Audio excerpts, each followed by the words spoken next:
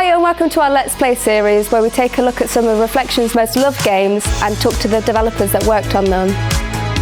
Reflections turns 40 this year and we'll be celebrating over a 6-month period, so make sure you follow our social media accounts and keep up to date.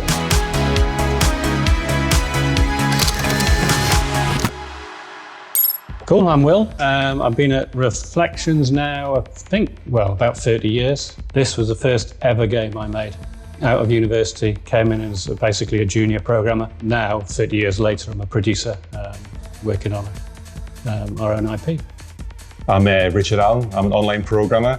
I didn't work on Destruction Derby, but I was a fan. I've worked here over 15 years now, so not as long as Will. I was like Will, I came straight out of university and I worked on Driver San Francisco was my first game. And I'm now working on an unreleased title. Right, buckle up and sit tight, Will. It's bringing back memories already. So with you being fresh out of university, what was the scariest thing about making a game? I had no idea what it was about. I had no idea about the scene. I had no idea about games. Literally, I didn't even know Reflections existed. All right. I got a call one morning and offered a job, and I went, oh, okay. So it was literally I was going into the unknown, which was exciting. But you know, as your first proper job, it was also intimidating. But it seemed to have stuck at it. Yeah, well, 30 years later. So back then, how did you actually find out about Reflections? If you didn't know about them, you must have been able to apply for the job. I didn't. Literally, I knew the sister of someone who already worked at Reflections, Russ Lallery. So it was by word of mouth. All right. I'd come out of university. I'd done a computer science degree. I didn't have a job, and they knew I didn't have a job, so they just mentioned me, and the boss at the time, Martin Edmondson, rang me up and offered me a role. Nice. And that's how it worked. And I think at the time I had two offers, one to go into retail and one to go into the games industry, which, again, for some reason I took what at the time would have been thought as a not safe option, but it just felt right. And I think the fact that I've been here 30 years, I think it shows that I've made the right choice back then, to be fair. And you still live it now? Okay, yeah. And how far along development was Destruction Derby when you actually joined? It was just starting. From what I remember, and if anyone's watching and I say I did work that you did, then I apologise. I went in, I was to do the handling, and I think in retrospect, that was probably not the right idea. I struggled, I couldn't get it done, I wasn't very good at it. And I think that's one of the biggest lessons I think I've learned, that you can't just necessarily drop into these things and get it right first time. You've got to fail, you've got to try, you've got to get support from the people around you. So eventually I ended up moving on to something else. But yeah, it was an interesting one. Going in an industry that you don't know anything about and then not necessarily starting very well might be scary, to be fair. You're doing quite well, Mike. I'm trying. I mean, I'm supposed to be getting points, but I'm trying to work out how to hit people hard enough. You're 19th, by the way. Just, if you could do better. I'll try. It was a long time ago when I played this game. So I ended up doing, from what I can remember, doing the damage, so the texture damage on it. So as you crash, the textures change, but also the morphing of the geometry. So that's what I ended up doing, which in itself was something that wasn't necessarily seen in games up to that point. So it was one of those things that made it stand out. But it was one of those features that made it feel real when I played it. So the sort of games I played at the time, I was playing F-Zero, Mario Kart, Micro Machines. I always liked racing games. Then I got a PlayStation 1, I played this. Because of the damage and because it was 3D, it actually felt real. It felt like a real game, really gritty, where other games just didn't at the time. Because other games did damage, they would swap sprites and that sort of stuff, but to have a 3D model and it would actually change. It felt like it was different as well. The other ones were pure racing games. You go around a track, you get timing. This one was, well, you can just smash into people. And you had the choice as well, because there's all the different modes. Like if you just wanted to just wreck people, then you could. Which is good fun. Yeah, exactly. And for me playing this game, I was unaware that Reflections was an actual in Newcastle. I didn't realize they were based in Newcastle, and I played lots of Reflections games. This is one of the first games that I played. I played the sequel to this.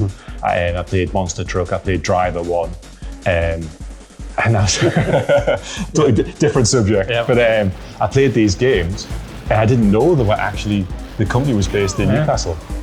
Until I started looking for a job, and I seen this name, Reflections, and I replied, I said, I know this.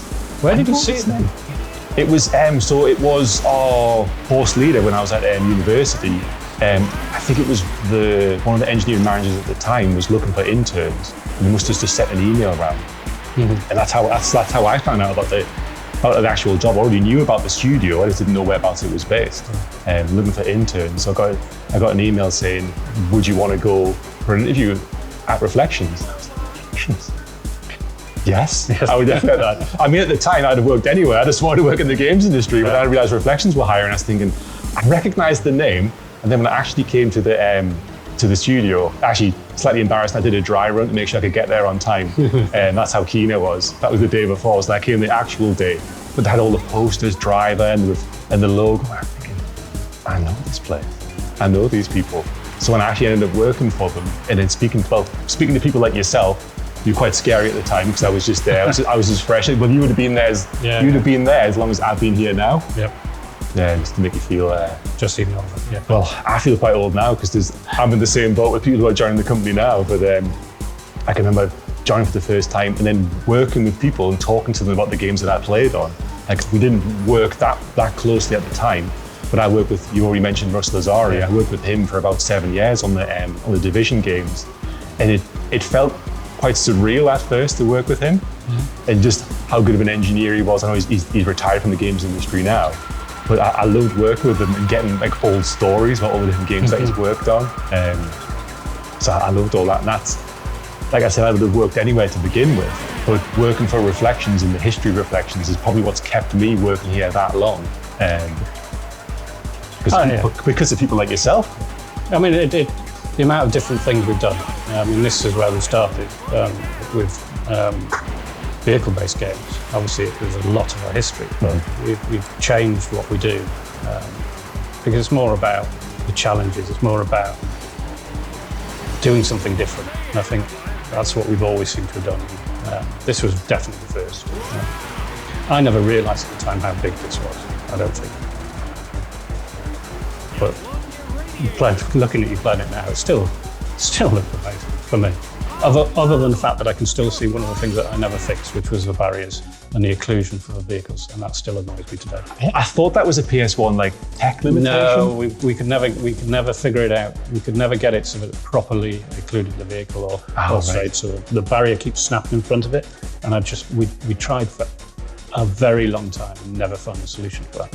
And I do remember that bit quite vividly. Yeah, come on, it's my go. Tell me one. Go on, Will.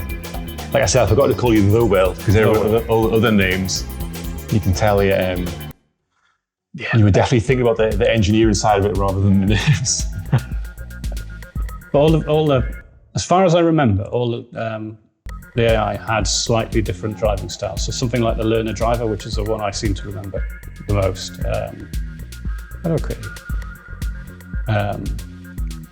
That would sort of weave around, so it would get in your way and really annoy you. So I actually used to read the manuals of old games when I was a kid. That was part of the gaming experience when you were back in the day when I was playing. Is you would get the game, you get a huge manual, and in the manual it did actually say how aggressive the different other drivers were. And it's let me go back to what you were talking about, how Reflections is not two different things. That's probably one of the reasons why I've been here so long as well. Like, every game we work on, it feels like a new job. Yeah. It is. Because of the challenges that you were talking about. Like, what I loved about this game is it nails the core experience.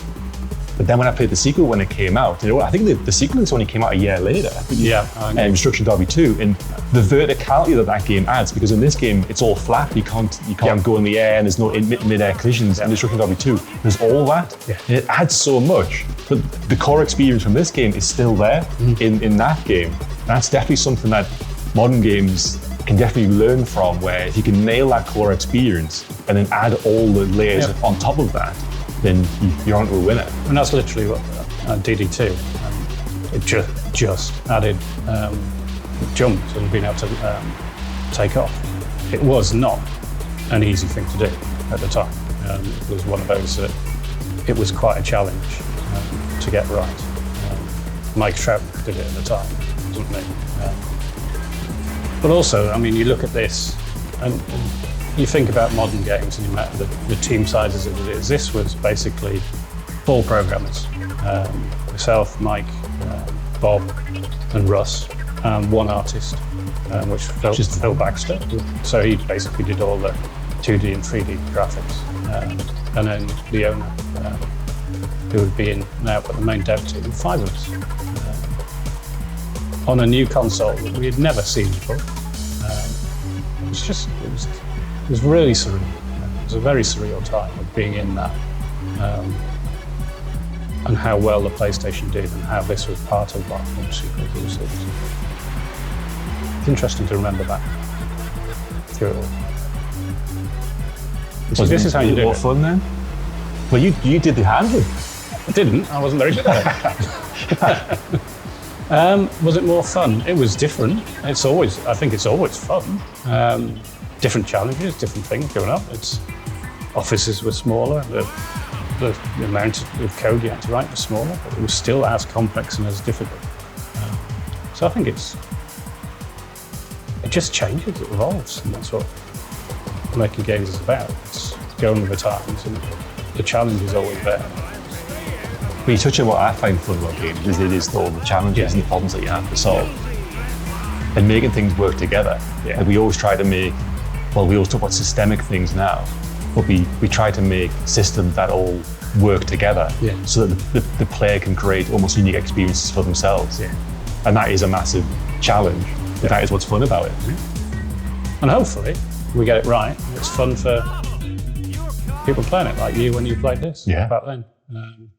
If we get that, and we get more people who want to get into the industry because of it, then that's always a good thing. I've seen games as magic, so I loved playing games of all different types, but especially like the racing games. I love cars and that sort of stuff. I watched Formula 1 as a kid, so anything like this, I loved. But it was the magic behind games. Like I just thought, well, how does this work? Yeah. Like I remember playing, I had a SNES, just putting the cartridges in. How does that work? Then I got a PlayStation. Yeah, you just got this disc, and then it appears on the screen. What's all that about? That's what made me want to be an engineer, but not necessarily making games, because I didn't see games as something that was possible for me to do. Because I was thinking, how do you get into that? So I wanted to be an engineer to figure out how they actually work. But I never actually expected to get a job. So I felt very fortunate to end up having a job. Yeah. Because I don't think it's harder or easier now. I think the route into the games industry is clearer now. But when I was coming to university, even though I did an actual software engineering degree that was based around computer games, there still wasn't like how do I end up with a job? Yeah, I think it is clearer now. I've been without the internet and things. I don't know how people would get into the industry, and as I say, mine was word of mouth. But now I think the opportunities are there for more people. And actually, technically, mine was as well, because it was essentially via an email. It was someone working here, we need interns, and they got in touch with my course lead. I'm assuming they probably did that with multiple universities. Should we do the ball? Yeah, let's do the ball. I like the ball. Whose idea was this? Or did this just naturally, this is just a natural thing that just happened while you were developing? It's where I can't remember where the ideas come from. I can remember some of the challenges and things like that, but I can't remember who or whatever. But you just naturally would do this, wouldn't you? I mean, why wouldn't you? I mean, if you can just drive around and smash vehicles, it's a no-brainer. You do this for hours, absolutely hours. I did. Yeah. And it was part of the time when, because of course you could system link and play with two PlayStations, but who had 2 PlayStations? That was so me and my brother, it was the classic, you have a go, once you destroy the car, someone else have a go. So this is what me and my brother would do just for hours on end. We used to. That network link cable, if I remember rightly, we'd get it working, and then we'd change something and then it wouldn't work. So we had to literally go in and change a variable. This won't mean anything to a lot of people, but we'd go in and change a variable to make it work. And then the next time it didn't work, we went and changed that variable back again. And that's how we got it working again. It was just ridiculous. We didn't have many manuals. We didn't have any way of knowing exactly how all of this worked, because a lot of the documentation wasn't very good. See if you can do better than me. I'll try. Can't do worse. Yeah. Replay will replay. Yeah, do the replay. It'll do that. Buckle up and sit tight. Go on. You're going to go straight in the middle or not? Go on, go straight in the middle. Well, I was thinking about this. If you made this game multiplayer, you would have to give people points for good driving as well. Otherwise, in the races where it's just you get points with hitting people, they would all just sit on the start line. Yeah. Because the only way you get points is by hitting other people, and the only way you get points is if they're moving. So you'd have to have some sort of scoring system that if you're driving well, you get points as well as getting points with the people, or maybe getting points for driving backwards or too slow. Yeah. One of the tactics for this is you let them all go, and you skirt around the edge, and then you start picking them off. So I think when I was a kid, I found some sort of really awful way of just driving backwards. Oh, because you couldn't destroy your radiator, so you couldn't be out, but you could. If you lost your back wheels, you still had drive, I think. I'm trying to remember. You could still move, yeah. You'll get to a point where you just go around in circles. But you have to, you've got to use your front. Once that's damaged, you need to start just reversing it away. Correct. So populated Destruction Driver 2, which was a sequel, you added jumps and that sort of stuff. Yeah. If you were to reboot this game now, what would you add? Oh, good question. Better handling? Probably better handling. I mean, we've learned a lot since then, to be fair. Studio. Different vehicle types. I think we were always talking about trying to get caravans in. That might be one of those that I've misremembered, but we almost wanted caravans and articulation. Just getting that sort of thing back in, because you can imagine if you're swinging a caravan around behind you and you take somebody out, the feeling that would give you would be awesome. But I think part of it, if you are going to remake it, you'd want to be as true as you can to it. Mm-hmm. People enjoy it for what it is. And if you try and change it too much, I wonder if you'll lose that little bit of magic that it's got in there. You want to live up to people's expectations of what a true part of a true reboot of this game would look like. Like I'd quite like to go quite Mad Maxy, where you could, because you have different types of vehicles, you could then upgrade them to do just crazy things. Rocket launchers. You want rocket launchers, then? Well, that kind of goes into different types of game. I think one of the things that we did in Driver San Francisco was have abilities that the vehicle could do, so that you could ram and that sort of stuff. Yeah. So maybe even, it starts, because when I played this, it felt very real. Yeah. But playing it now, it feels very arcadey. Yes. So you could go down the route of either realism, because, well, not particularly what's happening here, but there is real racing series where full vehicle combat, contact is actually a thing. Yeah. You can maybe go down a more realistic route and make it like that, or go down an arcade route where this is what truly I think that this actually is, where crazy destruction. Yeah, I think if you go down the real route, then you lose a lot of the gameplay side of it. A lot of getting the vehicle handling right isn't actually super realistic. It's what the player thinks the vehicle should be handled like, and that's what you've got to get. And that's what makes it more fun. So you're not super realistic, not super simulation. It's not Formula One, but it's something that the player thinks is right. And that's it's immersion, isn't it? Yeah.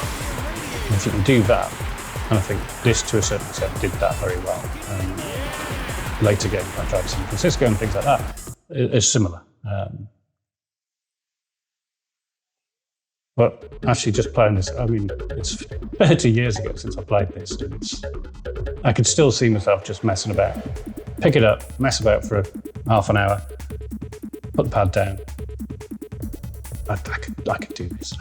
The switching between this game, Driver 1. I might take that at the end of this. I take it home. Take it home. My kids want to play as well. So now can we play Destruction Driver? Right. Thinking, okay. Is that a proud moment? It is. It is actually. Right, this is where I'm going to make you the will. We want to do this, and they will. So, it's 30 years ago since you worked on this. I'm not going to go where you think you'll be in 30 years' time. Where do you think you'll be in 15 years' time? I think you'll still be making games. If you try and picture yourself, what could you do? And I don't see myself moving away from making games. Will's violins are there. There you go. Oh, there he is. Will's violins. Nice. And I think this one's got a screen you can look at as well,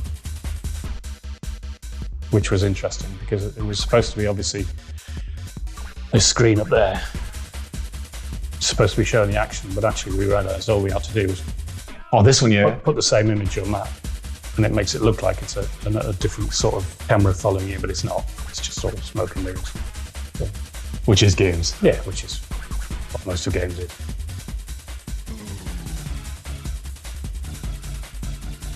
Do you still enjoy it? Making games? No, I mean this and making games. Yeah, so I touched on it a bit earlier.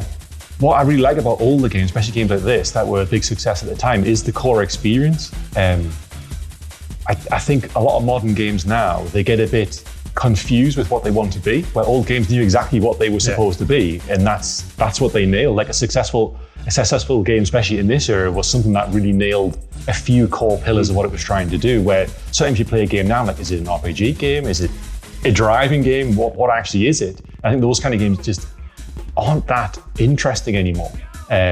Like you touched on Elden Ring, it knows exactly what it wants to be. Yeah. Those kind of games. Yes, there's so much to it and there's so much depth to it, but it's the core experience they've nailed.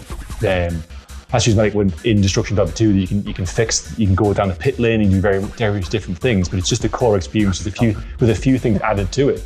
Yeah. And like Driver's the same. Like what is Driver? It's cops and robbers. And cops and robbers is throughout the game, but just in a different disguise. And this is where it all started from. This is where we realised vehicles was a thing that we seemed to be good at. And this is the start of all of that. So yeah, so making games I still really enjoy. Like I said, every project that I move on to feels like a new job. Yeah. And the technology changes as well, because you talk about challenges, and the consoles, even though they're very powerful now, they still have limitations. We can't do whatever we want. So we have to pick and choose, and it's a race between who can get the most features into a game using the least amount of power, so you can add more features. Yeah. You've died again. We'll finish 2 points. 2 points. 2 points. But it's the challenge. And I've been asked before, why are you still here? Not quite in that way, but there you go. But in a positive way. In a positive way. But it is a case, there's always a challenge. As you say, there's always a new console around the market, around the corner. And whatever we say, as soon as something new comes out, we try and do everything we possibly can on it. So we always push things to the limit. I think that, and the people, make this place something that I feel is special. That is the DNA of Reflections, going back before we even bought by Ubisoft, which was pushing the boundaries of what could actually happen in games. And that's what Ubisoft always try and do. Ubisoft always tries to be the first to the market with new technologies. Yeah. This track is tricky though. It's trying to talk and drive at the same time. It's like real life. You know what? I'll let them bash me. There we go. And turn you around. The signage around the outside. I do remember we had advertising on it. So it didn't used to just have Reflections on it. It used to have other things, and we had to take it all out at the last minute. Basically, it wouldn't have passed filming submission if we kept it in. So we had to rip all that out at the last minute, which is, it's the story of games, isn't it? You've got to do something at the end that you don't really want to do. If I could actually drive, which I can't drive, I'm trying to show you this sign around here. I can't quite remember what it was. Yeah, I can't quite remember what that one was. Crazy Ivan. It looks like that. But there's Bob's Pumpkins. I think that was that one right there. So that would have been Bob Troughton. So after you worked on this, how quickly did the team, the studio as a whole, expand? Because this was a success. We started expanding after this. This is where it gets a little bit blurry about the timelines, but DD2, we started building up the team from that point. So we were in an office at the time, an office that just fit 5 of us, 6 of us. Then we started expanding. A few people moved in at the same time, and then we needed a new studio. So we moved down the road to a bigger studio as we started on DD2.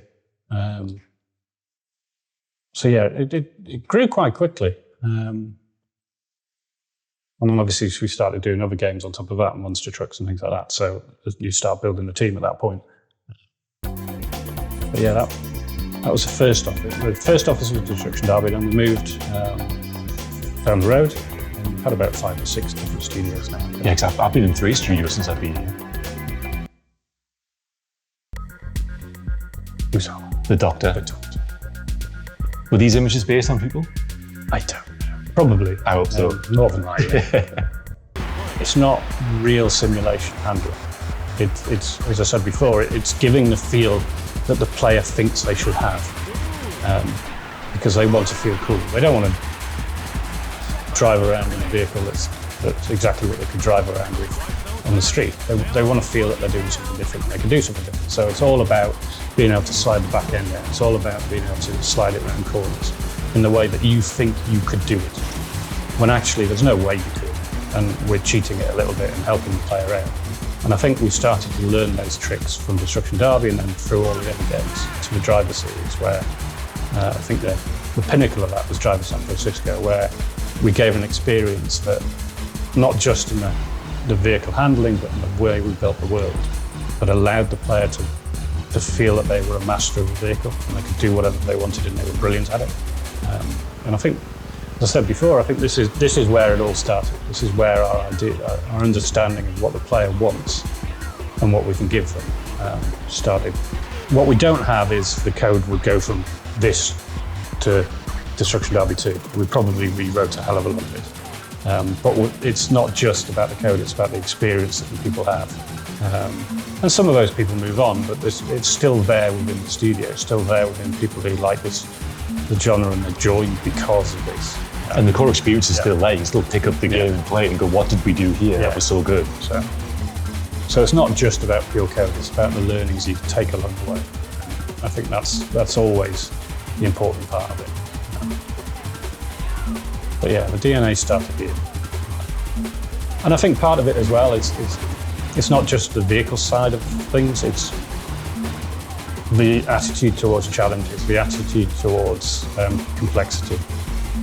You learn that as well, and I think that's something else that has allowed the studio to be able to go, okay, we need to slightly change our direction here because of reasons, and we're able to do that, and we're able to do it quite quickly because people have the experience of being able to face those and look at change and look at it in a way that allows them to move on. The favorite thing I remember from this game was it felt so real. So I went from basically 2D games to a 3D game that had damage. You were actually actively actively encouraged to hit other cars. That was always in racing games. It's about avoiding the cars and going as fast as possible. With this game was the total opposite. It was smash everybody up as much as possibly can, get points for it, you're rewarded for it. So not only did it feel real, but it was also totally different. So it was just a unique experience that made me want to, well, in one way, play more Reflections games. Like when I seen the Reflections logo, it's changed over the years. It's a bit of a comedy one in this one. I kind of knew what I was going to get. We've been talking about the DNA and how the cars feel. Like I knew when I played Destruction Derby 2 how it was going to feel. I knew how Monster Trucks was going to feel.